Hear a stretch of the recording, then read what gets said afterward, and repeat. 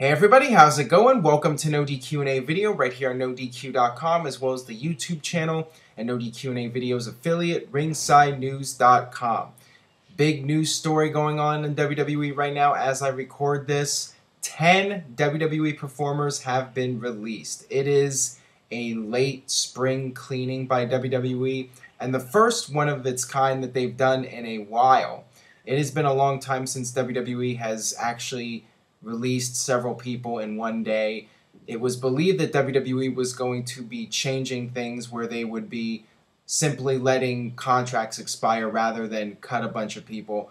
But apparently they've changed their minds about that, and several people are no longer working for WWE, although, as many people have pointed out, JTG still has a job with WWE. So I've been getting a lot of questions here regarding that, and the main question here from Joey Jojo and many others: what is your reaction to the 9 superstars that were released by WWE this week? Let's start off with the biggest surprises, the people that have actually been active in WWE. I think many people would see the biggest surprise as Drew McIntyre and Jinder Mahal. 3MB is no more. The saddest breakup of a band since the Beatles. Drew McIntyre, I think, will be the biggest surprise because people thought that he actually had potential to be a major star in WWE, and a few years back, he was Vince McMahon's chosen one. He was getting a big push, and now he's gone. I talked about this in other videos. With Drew McIntyre, he did get that push, but then WWE gave up on him and turned him into a comedy wrestler. And I figured that the chances of him getting another big push and being taken seriously again as a main attraction was unlikely. I didn't think it was going to happen, and sure enough, he has been let go, and Jinder Mahal is also gone. So it looks like WWE figured they got all they could get out of 3MB, and that's the end of that. You know, we see guys like Damian Sandow now doing all the comedy skits, and looks like he's going to be the new comedy guy that WWE uses for the pre-show matches and the guest hosts and whatnot. So yeah, a little bit of a surprise that McIntyre and Jinder are gone. Next on the list, Oksana. Another surprise just because of the fact that she was on television this week on Raw. But other than that, I mean, she really wasn't doing a whole lot. And, you know, you have tons of divas already. And the divas normally don't have much of a shelf life. I mean, for most of them, they come in for a few years and then they're gone. And then WWE brings in new divas. So not really a huge surprise. And the rest of these, I mean, fairly standard. I mean, most of these guys have not been active in WWE for a very long time. Kurt Hawkins, Camacho, Yoshi Tatsu. I mean, we've seen Camacho and Yoshi Tatsu making appearances on NXT, but beyond that, they haven't done anything in several years in WWE. Theodore Long, it's believed that his contract actually did expire and he was just thrown in with these other names. You know, Teddy Long hasn't been around for a long time, so it was pretty clear that WWE had no real plans for him. Brodus Clay, same thing. Brodus Clay was getting pushed a few years ago as part of the Funkadactyls being pushed with Tensai. But once he was broken away from the group and they turned him heel, I mean, that was the beginning of the end for him.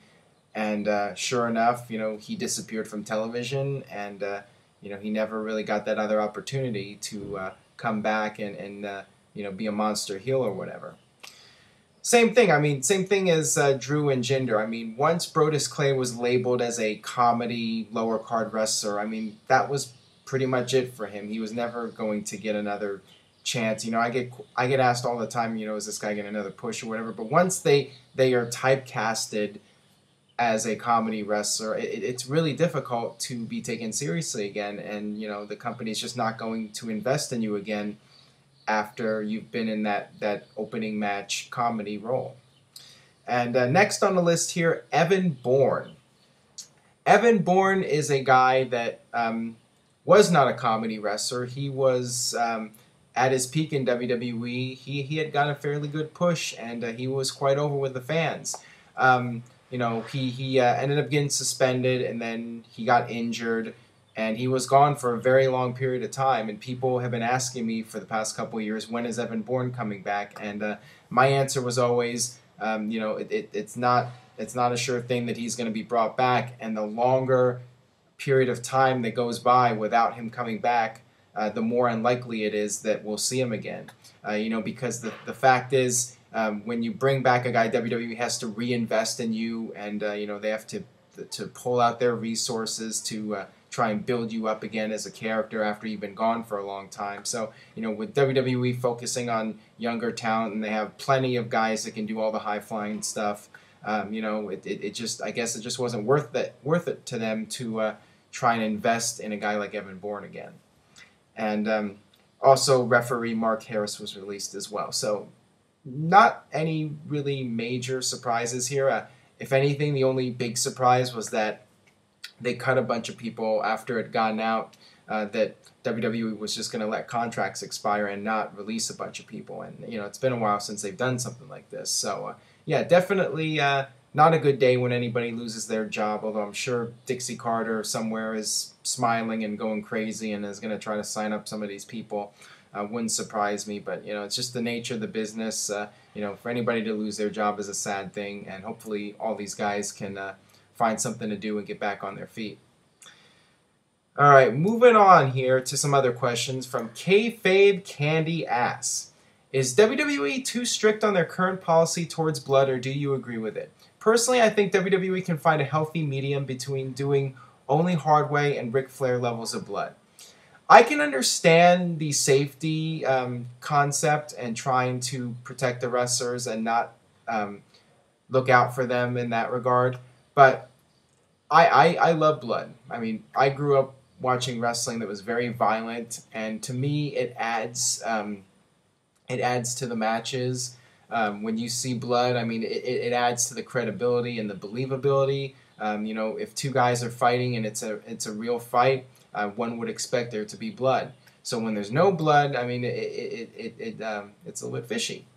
So yeah, I think that I would like to see more blood every now and then. And here's the thing, I mean, you don't need to do a lot of it. I mean, I think that sometimes promotions got carried away with blood, and when you had blood every week on television for every little thing, that definitely became overkill. Blood should be used, but it should be used every now and then, and not constantly.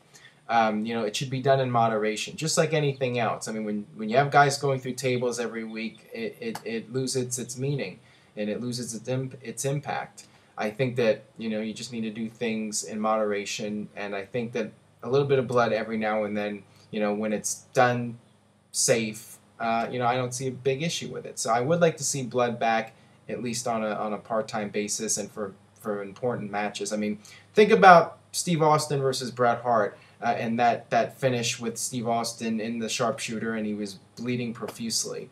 Imagine it without the blood. I mean, the blood really added to the drama in that match. So, hoping that at some point WWE will ease up on the blood and at least allow it every once in a while. All right, this one comes from Creature13. Who do you think will be inducted into the TNA Hall of Fame? We have TNA Slammiversary this Sunday, and the announcement is going to be made of a third inductee into the TNA Hall of Fame. The obvious choice would be, in my opinion, either Jeff Jarrett or AJ Styles, and neither of them are with TNA right now. And I think it's unlikely that TNA will announce either of them for the Hall of Fame. So who else do you put in there? One would think they would put in somebody who is currently with the company.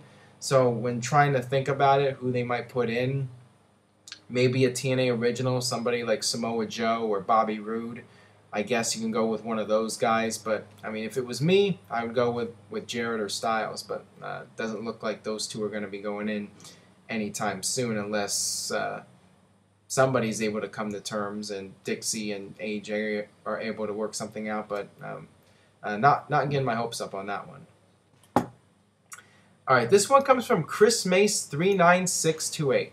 Please answer in video. If TNA goes out of business, do you think WWE would sign Mike Tenay as a possible announcer or at least do some work on the WWE Network talking about WCW?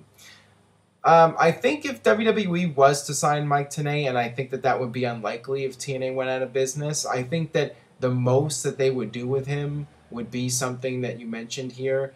Maybe he could do a special about WCW or do some interviews for a DVD project or something on the network. Mike Tenay has a lot of wrestling knowledge, so I mean, he could be useful for some of WWE's documentaries. But beyond that, I mean, I definitely don't see them bringing him in as an announcer and having him be on television every week.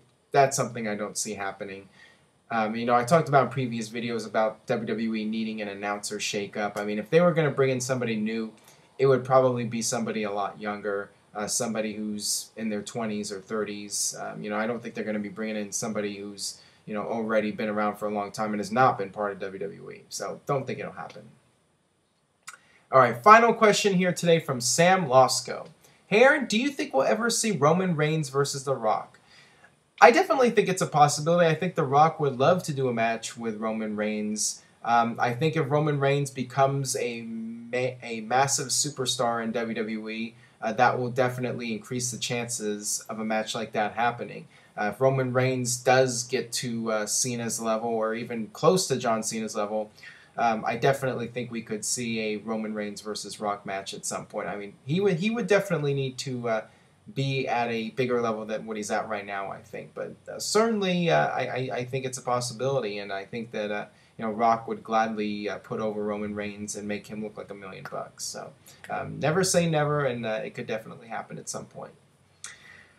All right, that'll do it for this edition of NoDQ&A video. Stay tuned to NoDQ.com for all the latest updates regarding the releases and any news that comes out. NoDQ.com will have it. And stay tuned to NoDQ.com for the latest regarding Slammiversary. Slammiversary is this Sunday. NoDQ.com will have live coverage, so check that out. And I will see you guys next time for more NoDQ&A video.